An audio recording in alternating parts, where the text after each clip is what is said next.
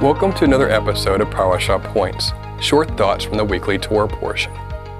This week's Parashah Point comes from Vayakhel, which is Hebrew for He gathered, and it goes from Exodus 35:1 to Exodus 38:20.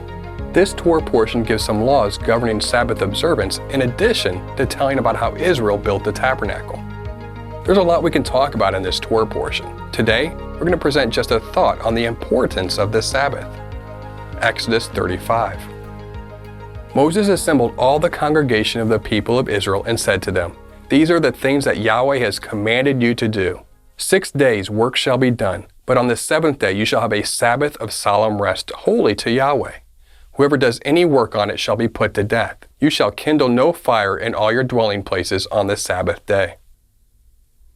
This is one of several places in the Torah where the command to rest on the Sabbath day is reiterated. In this passage, Moses gives the command at the beginning of his instructions for building the tabernacle. But why was there a need to remind Israel to keep the Sabbath again, especially right before going into the instructions for building the tabernacle?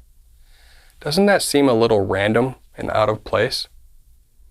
The reason for this is actually quite profound. The Torah teaches us not to neglect simple obedience. Think about it. Israel is given the monumental task of literally making a home for God on earth. They were constructing the place where God's holy presence would dwell among His people. And no doubt about it, this was a big deal. And yet, they still had to cease from this most important work when this Sabbath arrived. The importance of building the tabernacle did not minimize the importance of resting on the Sabbath. On a side note, this is likely the reason that the Torah says not to kindle a fire on the Sabbath day. Contextually, this Sabbath regulation was specifically in relation to the construction of the tabernacle. That is to say, Israel was prohibited from making a fire intended for metalworking or smelting in relation to the work required to build the tabernacle. That's possibly why this particular Sabbath regulation seems to come out of nowhere. It's the first time not lighting a fire is mentioned in regards to the Sabbath, and it appears directly before all these instructions about building the tabernacle. In essence, Moses was saying, don't even think about lighting a fire to work on the tabernacle. In either case, the point is that we're not to get so caught up in the bigger picture of what we're called to do that we neglect simple obedience. To the Israelites who were building God's house, it might have been easy for them to justify breaking the Sabbath in their minds to do work on the tabernacle. That's why Moses reminded them to keep the Sabbath. In the same way, we might get so caught up in something that we're called to do, even important ministry work, that we might neglect the simple obedience God still requires of us.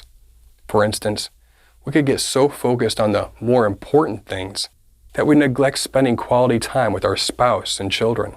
Or perhaps we justify our refusal to take advantage of opportunities to serve others in our community because we have more important things to do. Even when Yeshua ranted against the Pharisees for neglecting the weightier matters of the Torah, He reminded them not to neglect the weightier matters while still not neglecting the lighter issues. It's important that we remain faithful to God in the straightforward things He's called us to do. After all, we can't honor God in the simple things. What's to say that we'd be faithful in other ways as well? Thank you for joining us for another Parashah Point. We pray that you've been blessed by this teaching, and remember, continue to test everything. Shalom.